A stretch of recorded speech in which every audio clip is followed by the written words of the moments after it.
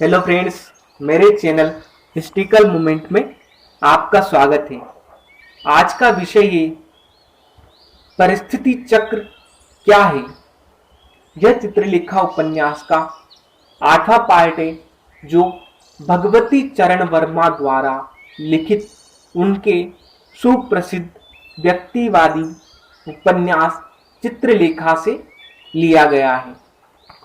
मनुष्य स्वतंत्र विचारों वाला प्राणी होते हुए भी परिस्थितियों का दास है। और यह परिस्थिति चक्र क्या है?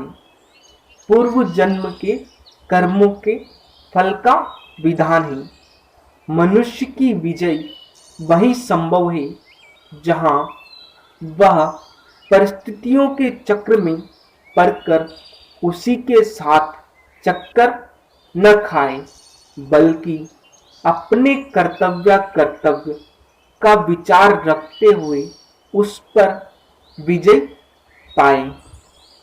चित्रलेखा परिस्थितियों के चक्र में पड़ गई है। कुमारगिरी का उसके जीवन में आना उसके लिए घातक है और उसका कुमारगिरी के जीवन में आना कुमारगिरी के लिए घातक है। दोनों ही एक दूसरे के जीवन में बिना जाने हुए अपनी साधनाओं को भ्रष्ट करने के लिए आ गए हैं। भगवान ही उनकी सहायता कर सकता है।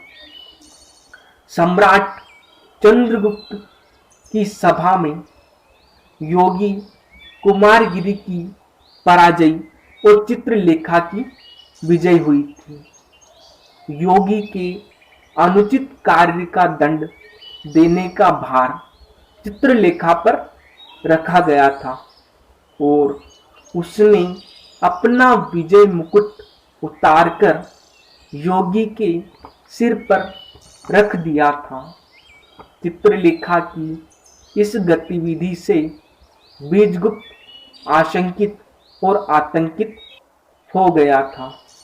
उसके अपने मन की आशंका को श्वेतांक पर प्रकट करते हुए उसे यह स्पष्ट कर दिया था कि निकट भविष्य में दोनों ही अपनी अपनी शक्तियों को खो देंगे।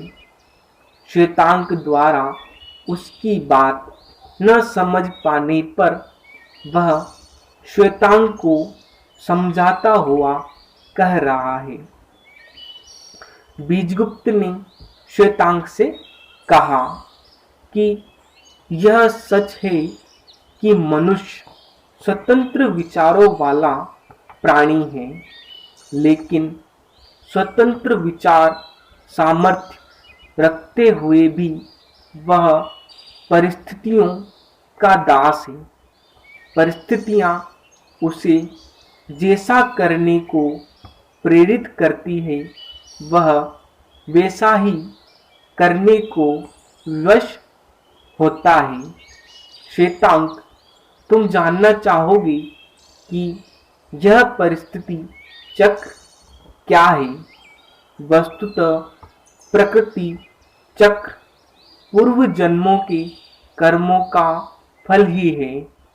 मनुष्य ने पूर्व जन्म में जैसे कर्म किए होते हैं उन्हीं के कलानुसार वह इस जन्म में आचरण करता है। व्यक्ति को उसके कर्मानुसार फल मिलता है। यह प्रकृति का विधान है, नियम है।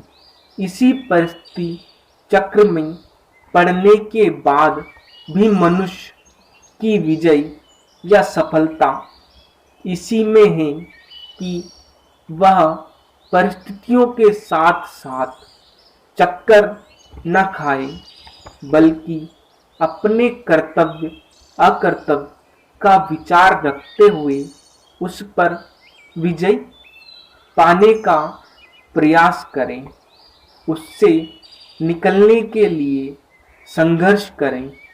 यहाँ स्थिति भिन्न है। चित्रलेखा परिस्थिति चक्र में पड़ गई है और कुमारगिरी का उसके जीवन में आना घातक है। इसी प्रकार कुमारगिरी के जीवन में चित्रलेखा का आना कुमारगिरी के लिए घातक है। यह दुर्भाग्य की बात है कि दोनों अनजाने ही एक दूसरे के जीवन में आ गए हैं। इससे दोनों की ही साधनाएं भ्रष्ट हो जाएंगी। दोनों ही अपनी अपनी शक्ति खो देंगे। इस स्थिति में भगवान ही उनकी सहायता कर सकता है, अन्यथा दोनों का डूबना निश्चित है। ओके फ्रेंड्स, आज के लिए बस इतना ही। फिर मिलेंगे नेक्स्ट वीडियो में। अगर आपको यह वीडियो पसंद आया तो लाइक, कमेंट और शेयर जरूर करें। So please subscribe my channel. Thank you.